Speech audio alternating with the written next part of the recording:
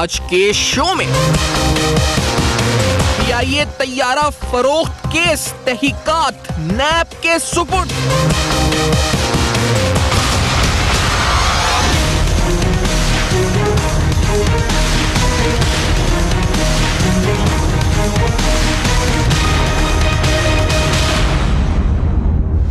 PIA अफसरान के गैर मुल्की दौरे 3 करोड़ 60 लाख इखराजात। प्रीमियर सर्विस खामोशी से बंद क्यों हुई, तहकीकात का मुतालबा। Catering tender, consultants, online ticketing, हुसूसी ऑडिट का हुक्म। अस्सलाम वालेकुम। पस पर्दा हकायक सनसनीखेज इंकशाफात प्रोग्राम बेनकाब में हूं आपके साथ सैफान खान। पाकिस्तान इंटरनेशनल एयरलाइंस ज़बू हाली की एक दास्तान है जो रकम हो रही है और आज नए मामला सामने आ चुके हैं क्योंकि कल पब्लिक अकाउंट्स कमेटी के इजलास में अहम तरीन पाकिस्तान इंटरनेशनल एयरलाइन के हवाले से हकायक की तहकीकात की बात सामने आई थी। एक जहाज जो कि जर्मन म्यूजियम पहुंचा, किस तरीके से ज़ाब्ते ज़वाबित कानून की खिलाफ वर्जी होते हुए वो जहाज यहां से जर्मनी के एक म्यूजियम पहुंचा। उससे पहले एक ब्रिटिश कंपनी ने उसको हायर किया, एक पिक्चराइजेशन में फिल्म के अंदर वो शूटिंग में इस्तेमाल हुआ। 12 दिन तक ये शूटिंग हुई। तफसीलात डेट्स के साथ प्रोग्राम में आपको पता चलेंगी कि किस तरह ये कितने दिन तक 12 दिन की शूटिंग हुई, किस मुल्क में हुई और इस हवाले से क्या खतो किताबत पाकिस्तान इंटरनेशनल एयरलाइन के अंदर डिपार्टमेंट्स के अंदर हुई थी।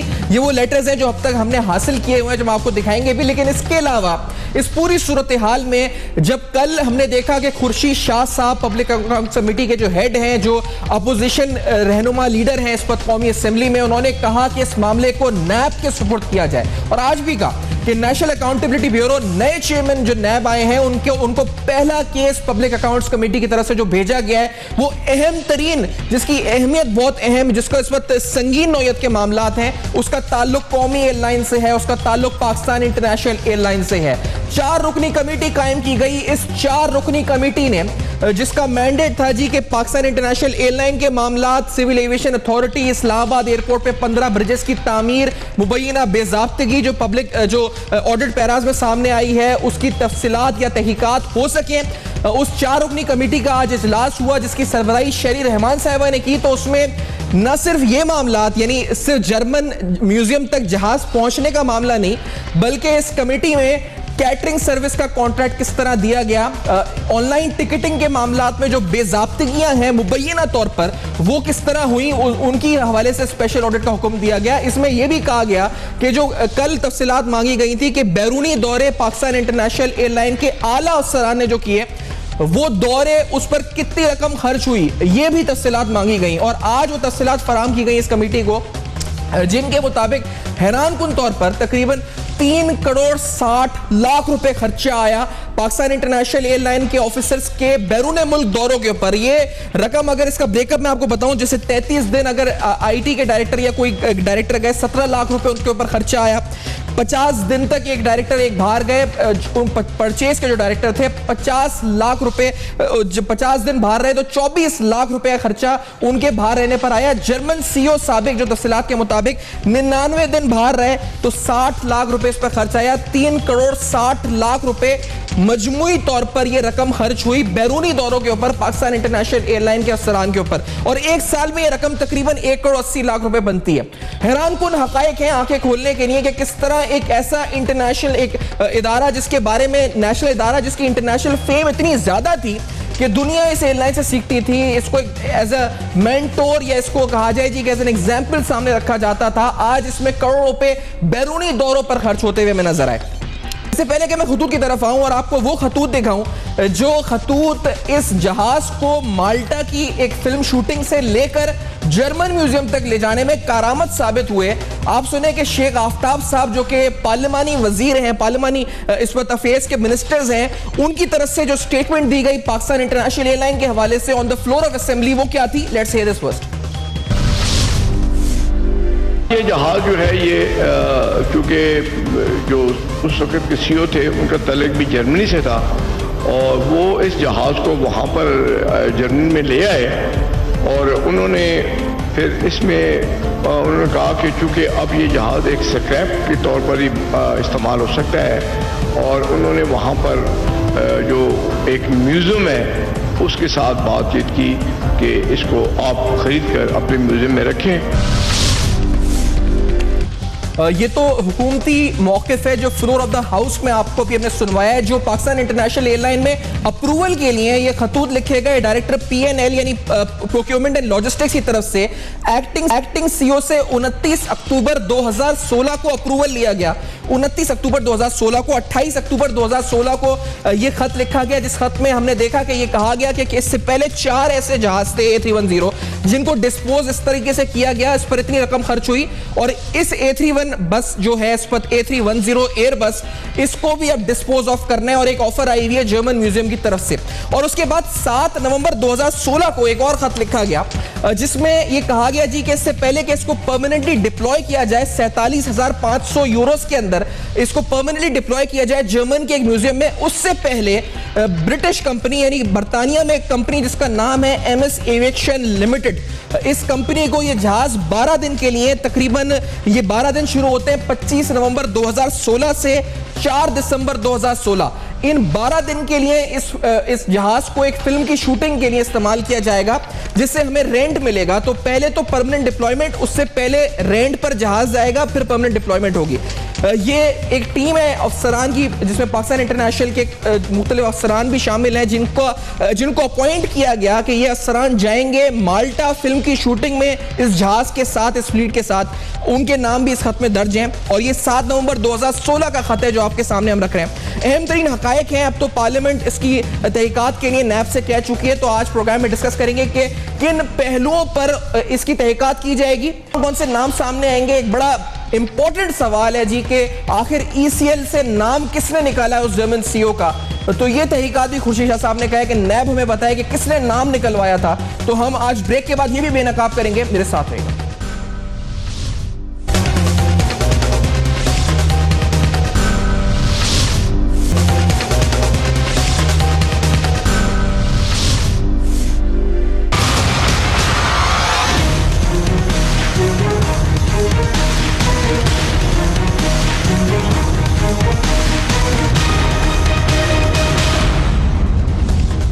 Welcome back. आप देख रहे हैं बेनकाब। इस प्रोग्राम में इसी प्लेटफॉर्म से हमने कुछ दिन कबल, जब ये मामला इस तरीके से शायद पार्लियामेंट में भी नहीं उठा था, हमने इस प्रोग्राम में इसको उठा के डॉक्यूमेंट्स के साथ आपके सामने रखा था।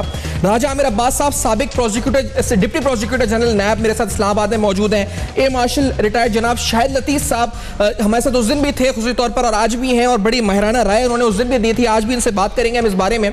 और अमार जाफरी साहब जो कि साबिक एडिशनल DG FIA हैं, इस्लामाबाद स्टूडियो में साथ मौजूद हैं। एयर मार्शल साहब, आपसे स्टार्ट करना चाहूंगा सर, क्योंकि जब ये मामला उठाया गया था तो सिर्फ एक जहाज का था कि जहाज कहां गायब, कैसे गायब हो गया। अब सवालात और ज्यादा वसी हो गए। अब सवाल ये है कि जर्मन CEO का नाम ECL से कैसे निकला, प्रीमियर सर्विस खामोशी से बंद कैसे हुई, कैटरिंग सर्विस, कंसल्टेंसी और दीगर सर्विसेज के अंदर क्या गबन हुए, उसकी भी तहकीकात का हुक्म दे दिया गया। तो ये तो बड़ा फैल गया मामला। शाहिद लतीफ़ साहब, आप कह रहे थे जिस तरह के ये मामला इधर तक नहीं लंबा चौड़ा होगा, ये तो पूरी रसीद बन गई है, लंबी चौड़ा बिल बन गया है। शाहिद लतीफ़ साहब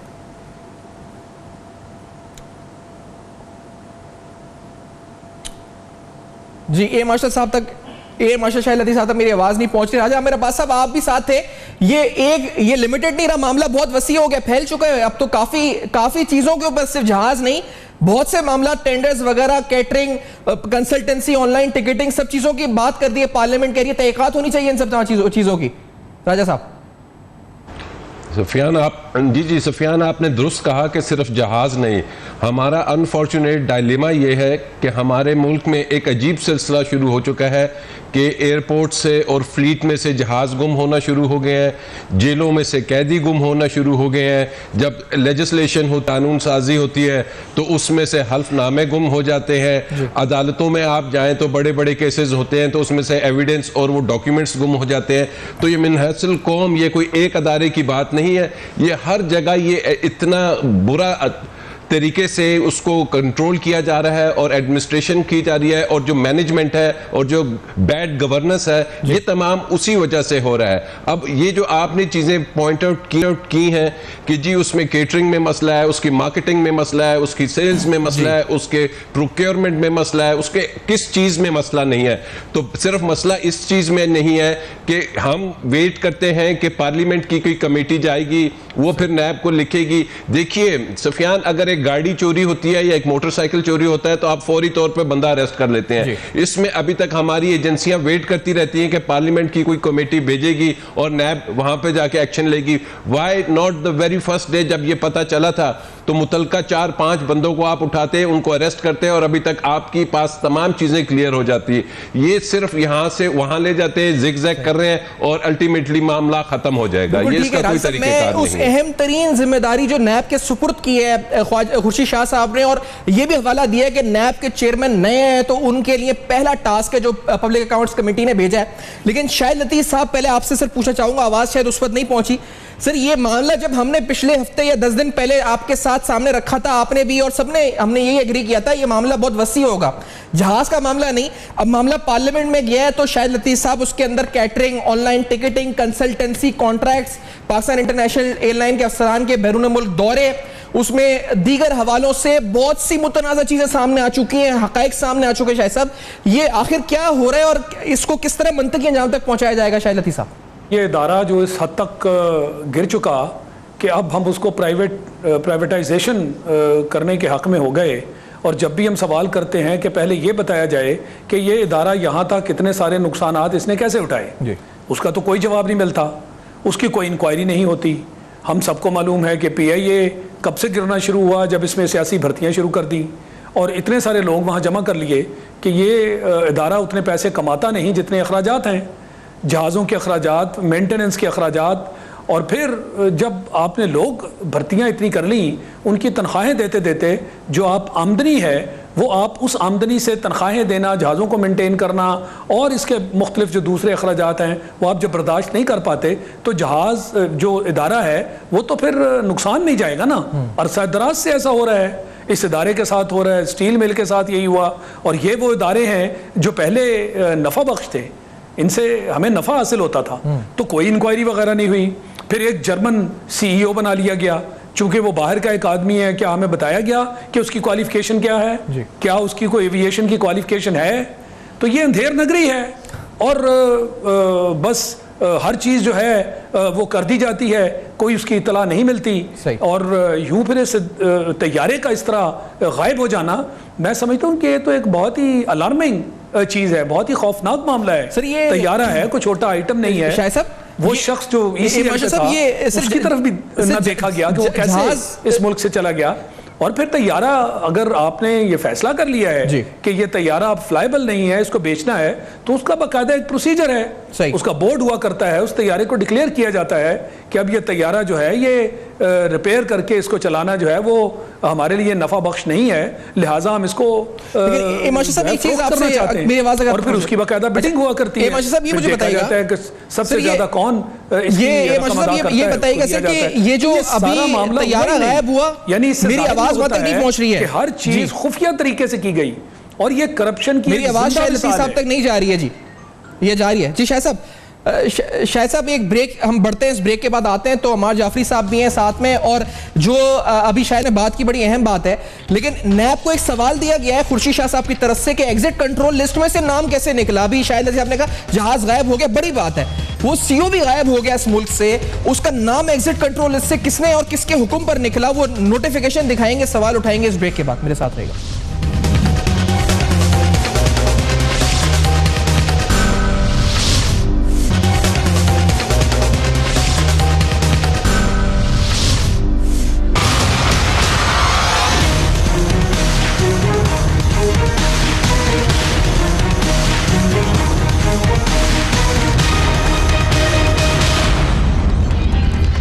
वेलकम बैक। आप देख रहे हैं बेनकाब, जहां पर अहम तरीन हकायक बेनकाब कर रहे हैं। सवाल एक था, जहाज कहां से गया, कैसे जर्मनी पहुंच गया, कानून के जो कवायद और ज़वाबित थे उनके बरखिलाफ किस तरह जर्मनी पहुंचा। लेकिन अब सवाल बहुत सारे हैं। अब सवाल यह है कि जर्मन सीओ का ECL से नाम किसके कहने पर निकला। ये जो नोटिफिकेशन आप देखेंगे, किसके कहने पर निकला ये नोटिफिकेशन आया और उसको बाहर जाने दिया गया, किसके कहने के ऊपर प्रीमियर सर्विस शुरू हुई, फिर 30 दिन के अंदर या कुछ ही दिन के अंदर जो है वो खामोशी से खत्म कर दी गई। फिर इसी तरह से जो कॉन्ट्रैक्ट्स अवार्ड हुए, tendering, online ticketing, catering, consultancy के, उनके मामलात क्या हैं, उसके ऊपर भी तहकीकात का ऑडिट का स्पेशल ऑडिट का हुक्म है। अम्मार जाफरी साहब, सर ये आप FIA में रहे, एग्जिट कंट्रोल लिस्ट से नाम निकालने के अहकामात FIA देता है, इंटीरियर मिनिस्ट्री मतलब डायरेक्ट मिनिस्टर देता है, कौन देता है, ये कोई किस तरह हुआ होगा ये मामला। अब खुर्शीद शाह साहब ने नैब से कहा है कि वो तहकीकात करके हमें बताया। आप बताएं कैसे होता है ये, जाफरी साहब। देखिए जी, एग्जिट कंट्रोल्स में नाम डालना भी और निकालना भी प्योरली मिनिस्ट्री ऑफ इंटीरियर का प्रोगेटिव है। FIA का कोई रोल नहीं है। वहाँ से एक फैक्स आता है या इतला आती है, उसके बुनियाद पे DG FIA एम्पावर्ड है और नीचे तो इम्प्लीमेंटेशन के लोग बैठे हैंगे। तो ये तो पॉसिबल नहीं है। सारा सिस्टम ऑटोमेटेड है। उसके अंदर जब वो इन्फॉर्मेशन आती है तो वो सिस्टम को फीड होती है। अच्छा। उसकी तो जो फुटप्रिंट्स हैं कि कब और कैसे निकला वो तो इजीली निकाले जा सकते हैं। पहली बात तो ये है। दूसरे मैं सिर्फ इतना ऐड करना चाहूँगा कि इस स्टेज के ऊपर हम एक दिन पे नहीं पहुँच गए हैं। ये जिस तरह राय साहब ने कहा, ये बैड गवर्नेंस की कंटिन्यूटी है हमारी। अगर आप इस एयरलाइन को देखें तो मैं समझता हूँ 90s के अंदर भी और 2000 के शुरू के अंदर भी, जब पूरी दुनिया ने IATA के आइन के तहत एक इसे कहते हैं पैसेंजर लोड बैलेंसिंग का फार्मूला तय किया और ये ओपन स्काई पॉलिसीज आई उसके ऊपर, तो उन्होंने कहा जी कौन सी फ़्लाइट कब ऑपरेट करेगी। आप देखिए लंदन में रात को कर्फ्यू होते हैं एयरपोर्ट के ऊपर, नो फ्लाइट कैन लैंड। अच्छे जितने एयरपोर्ट्स हैं हमारी सारी फ्लाइट रात को लैंड करती हैं कि इसकी वजह क्या है, हमने बैड बारगेन की उस ज़माने के अंदर। हमारे दिन में एयरपोर्ट्स खाली होते हैं। आप सर्वे करके देख लें, जब मैं FIA में था मैंने बहुत सर्वे किया इसके ऊपर, हमने बड़ी फाइट की, लेकिन उन्होंने कहा नहीं जी पहले एग्रीमेंट्स हो चुके हैं। ये तो ये क्वांटिटी है पुअर सर्विसेज की, क्वालिटी की। ये देख वाकया जहाज़ का सामने आ गया तो हमने इसके ऊपर हंगामा खड़ा कर दिया है। लेकिन अगर आप माजी को ट्रैक करें इसके अंदर तो इसके पीछे और जो लॉस की आप बात कर रहे हैं 400 बिलियन की, ये एक दिन में नहीं आ गया। आप 2011 की फिगर्स देखें, 12 की देखें, 13 की देखें, 14 की देखें, तो ये कॉन्टिन्यूस लॉस चला रहेगा। इसका मतलब है देयर इज अ नीड। लेकिन जब भी कोई FIA की तरफ से मुझे बताएं सर कि FIA ने जब ये जर्मन सीओ चले गए इस मुल्क से, ECL से नाम निकल गया, तो उसके बाद FIA ने इसको एक इंक्वायरी की हद तक ही रखा। ये मामला 2 साल से पड़ा हुई है ऐसी कि फाइलों में दब गया। क्यों दब गया आखिरकार? इसमें जो यहां से लोग इन्वॉल्व थे, जिनके दस्तखत हैं, जिन्होंने अप्रूव या समरी भेजी थी लेटर की, उनके खिलाफ FIA ने क्यों कार्रवाई नहीं की? क्या FIR दर्ज क्यों नहीं हुई? और अब ये नैब को हैंड ओवर किया जा रहा है। इसका मतलब FIA ने सही काम नहीं किया, इसलिए नैब के ऊपर हैंड ओवर किया जा रहा है। नहीं ऐसा मैं ख्याल में ऐसा नहीं, मैं डिफेंड नहीं करूंगा FIA को। मैं इतना बताऊंगा, जो FIA एक्ट है उसके तहत एक पूरा कानून है जिसके तहत कोई ना कोई कंप्लेंट करता है। अब FIA को तो नहीं पता ना टेक्निकली कि जी वो CO बाहर चला गया, उसने क्या गड़बड़ की है। अगर कोई इदारा, कोई कोर्ट सुओ मोटो ले कहती कि चेक करें इसको, तो FIA जब उस पर काम करता है, FIA अपने तौर पर कुछ नहीं कर सकता है ना। तो गवर्नमेंट ने आज ये मसला लेकिन FIA का मेन मैंडेट क्या है? Loss to national exchequer. और ये बड़ा जेन्युइन लॉस हुआ नेशनल एक्सचेकर को, मैं समझता हूँ। और मैं फिर रिपीट करूंगा कि कॉन्करेंट लॉस है, मुस्तकिल चला आ रहेगा। किसी भी स्टेज के ऊपर FIA की इंक्वायरी दी जाती है कि जी आप इसकी इंक्वायरी करें, इसको देखें इसके अंदर ना। तो मैं नहीं समझता कि अगर टू माई नॉलेज कि इस हवाले से कोई इंक्वायरी FIA तक गई है। नहीं सर, ये इंक्वायरी है, FIA इंक्वायरी कर रही है इस मामले के ऊपर। ये बाकायदा इंक्वायरी अप्रूव्ड है। मैं अगर आप तो कर रही है, अब तो कर रही है, मैं पुरानी बात कर रहा हूं। अच्छा, पुरानी बात कर रहे हैं। इंक्वायरी तो हो रही है, लेकिन इंक्वायरी हो ही रही है, हम यही पता है इंक्वायरी हो रही है, बस वो आगे नहीं बढ़ रही, ना आगे बढ़ रही है, ना कुछ हो रहा है, ना खत्म हो रही है, बस इंक्वायरी हो रही है। यही सुन रहे हैं 2 साल से हम लोग इस वक्त। अच्छा जाफरी साहब, मैं समझता हूँ ये इसका जवाब तो जो इस वक्त लोग बैठे FIA में जी वो दे सकते हैं बेहतर। लेकिन ये आमिर अब्बास साहब, इससे पहले आपकी तरफ शाहिद लतीफ साहब, ये जो नैब के हवाले हुआ है सही हुआ है? नैब कर देगी इसको, मंतकी अंजाम तक पहुंचा देगी, हमें बता देगी कि ECL से नाम किसने निकाला, हमें बता देगी कि जहाज जाने से नुकसान कौमी खजाने को कितना हुआ, कौन जिम्मेदार है, या नैब भी नहीं कर सकेगी आपको लगता है? शाहिद लतीफ साहब।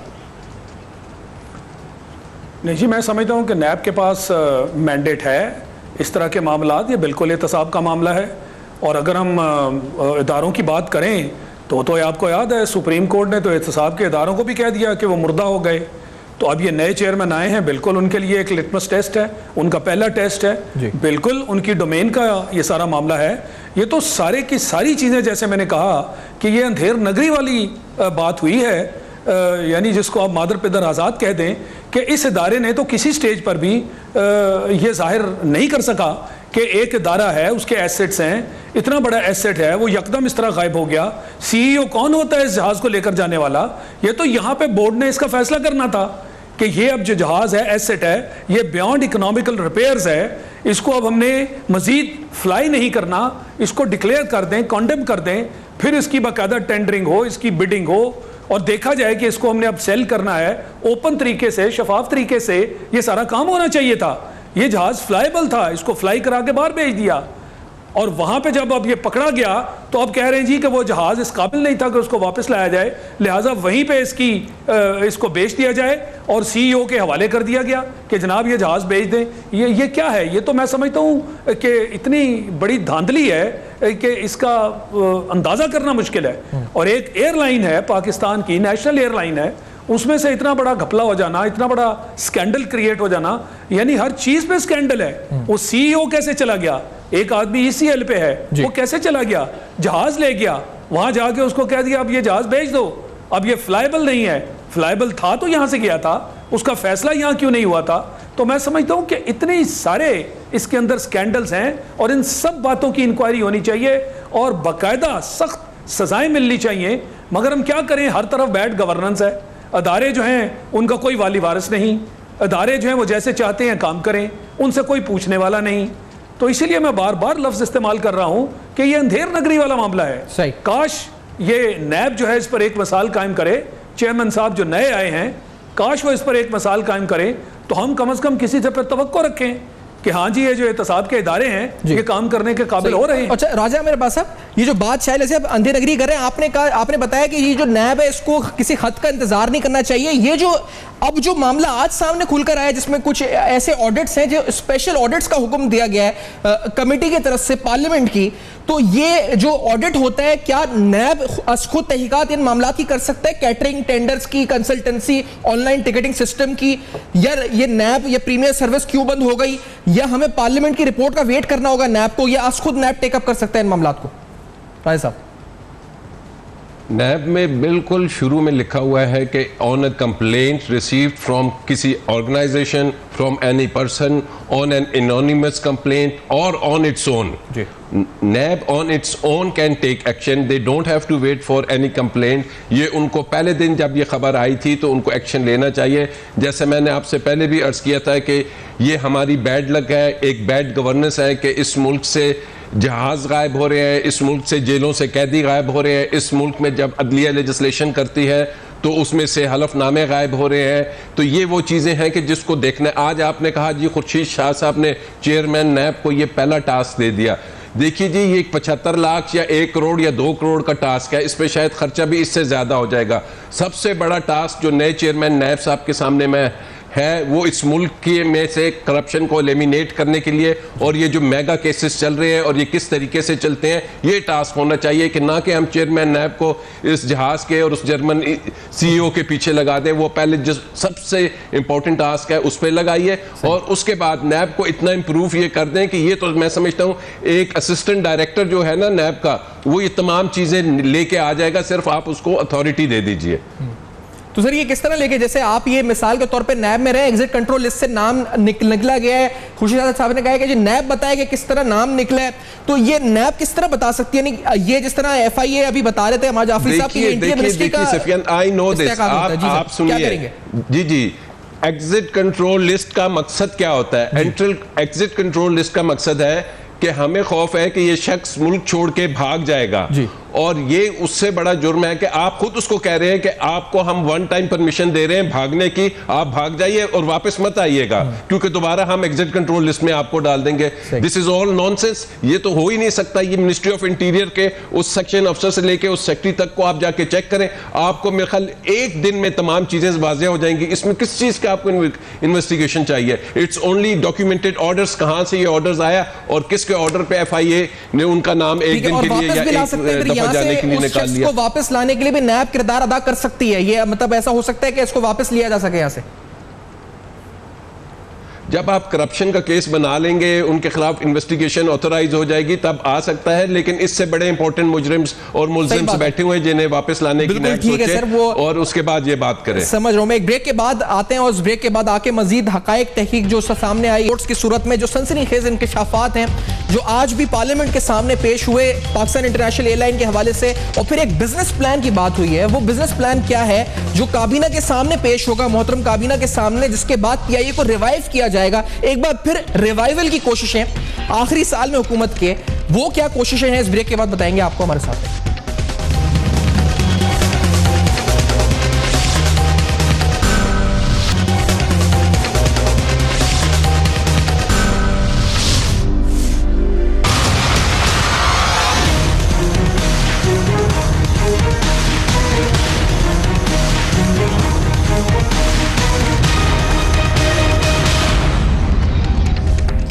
Welcome back. आप देख रहे हैं बेनकाब। इससे पहले प्रीमियर सर्विस का मामला था कि खामोशी से बंद क्यों हुई, और इसकी भी तहकीकात पार्लियामेंट में आज जो कमेटी बनी है उसने कहा कि होनी चाहिए। लेकिन अब मामला एक बिजनेस प्लान का है जिसके बारे में सरदार मेहताब अब्बासी ने कहा है कि ये business plan next week federal cabinet के सामने पेश किया जाएगा, जिसके बाद पाकिस्तान इंटरनेशनल एयरलाइन के जो फ्लीट्स हैं उनकी तादाद 50 तक करने की 2019 तक जो है वो एक इस प्लान के तहत कोशिश की जाएगी, और सर्विसेज को बेहतर करना, रिफर्बिश करना प्लेन्स को, बोइंग 777 को, पीके 300 वो फ्लाइट थी जिसमें उन्होंने सफर किया, और उन्होंने वो भी एक रिफर्बिश प्लेन था जो बोइंग 777 था।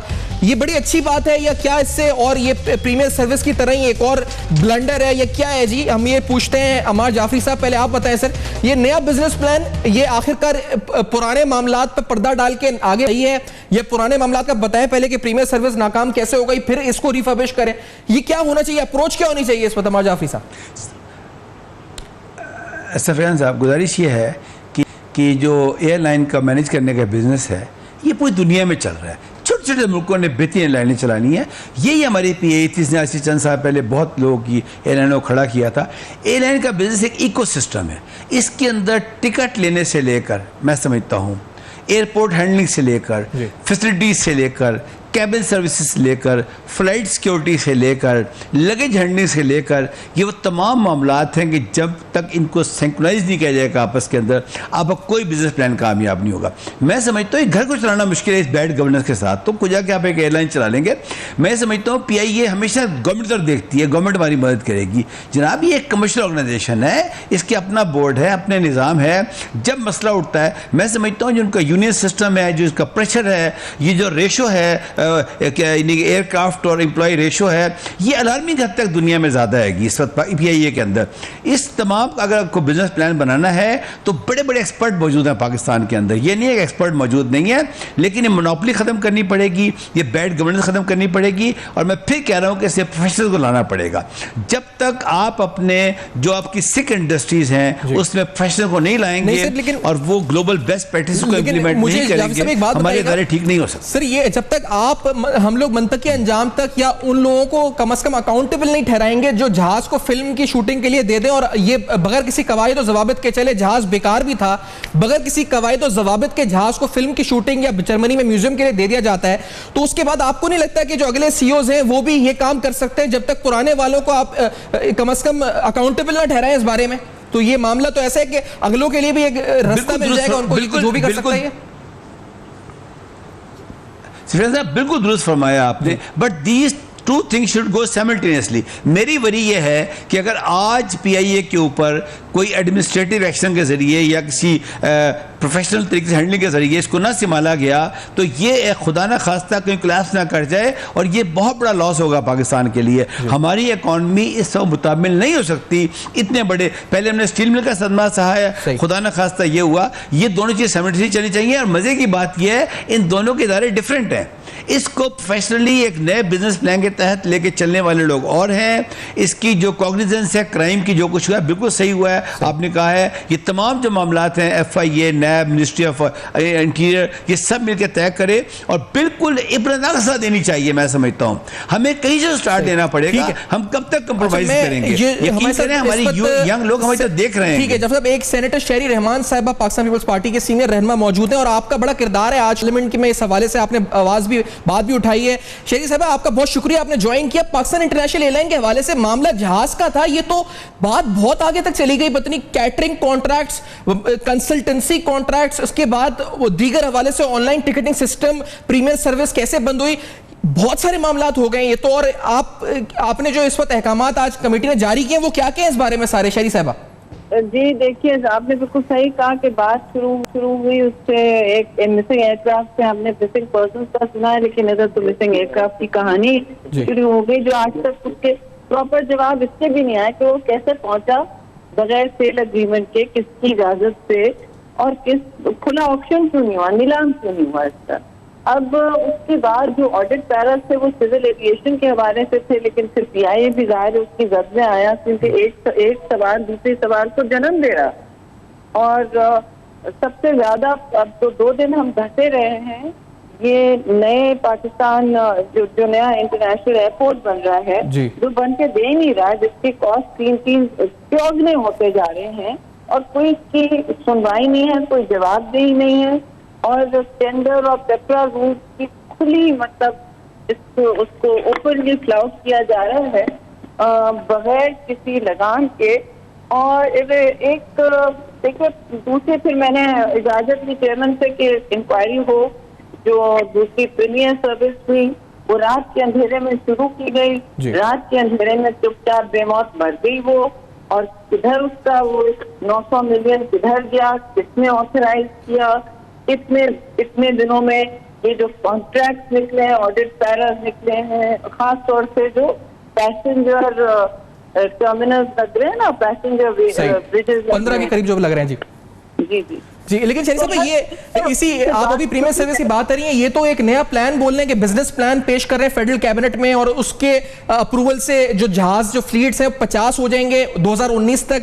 तो अभी प्रीमियम सर्विस का ही हम उससे हमें ये नहीं बता सके कि बंद क्यों हुई थी, तो हम उसको बिजनेस प्लान के जरिए दोबारा रिवाइवल की कोशिश कर रहे हैं। ना जर्मन CEO को हमने अभी तक ये पता लगा सके कि किसने उसको बाहर जाने दिया, तो हम दरवाजा ही बंद नहीं कर रहे करप्शन का। ये किस तरह से आगे रिवाइवल की बात हो रही है? देखिए, रिवाइवल का तो सवाल ही नहीं पैदा होता। अभी तो PIA खुद अपना घसीट रहा है अपने आप को, उसकी फ्लीट खराब हुई है, आधे जहाज आपके पास नहीं है। न्यूयॉर्क का जो उन्होंने हमें बताया, कंफर्म किया कि वो जो रूट है वो भी बंद किया जा रहा है।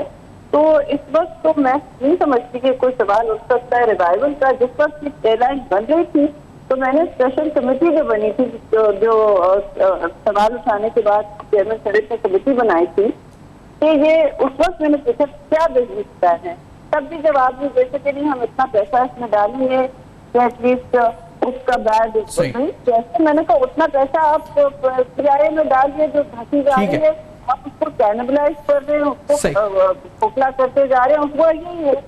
बड़े इंपॉर्टेंट मामला था। शुक्रिया अदा करूंगा शहरी साहब, आपने प्रोग्राम में ज्वाइन किया। माशा शाह लतीफ साहब, जो फॉरेन विजिट्स हैं उसकी आज तफसीलात पेश हुई है पार्लियामेंट में, और 80 लाख रुपए मजमूई अखराजात आए। सर, एक ऐसी ऑर्गेनाइजेशन जिसमें रिवाइवल और लॉसेज और स्ट्रक्चरल इस वक्त उसको रिफॉर्म्स की बात हो रही है, 3 करोड़ 80 लाख कितनी बड़ी अमाउंट है, कितना बड़ा हजम है ये शाहिद लतीफ साहब। 3 करोड़ 80 लाख एक साल में 1 करोड़, 3 करोड़ 60 लाख एक साल में 1 करोड़ 80 लाख रुपए।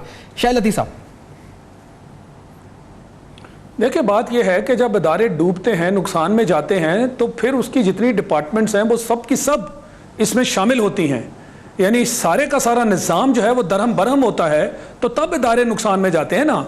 यही PIA एक वक्त था कि दुनिया की नंबर 1 एयरलाइंस थी, यही स्टील मिल जो है ये एक वक्त था कि ये हमें फ़ायदा देती थी, प्रॉफिटेबल थी।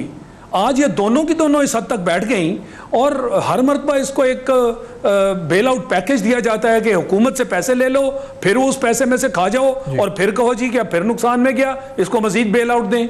PIA को देखें कितनी मरतबा बेल आउट पैकेजेस मिले, वो सारे के सारे करप्शन का शिकार हो गए।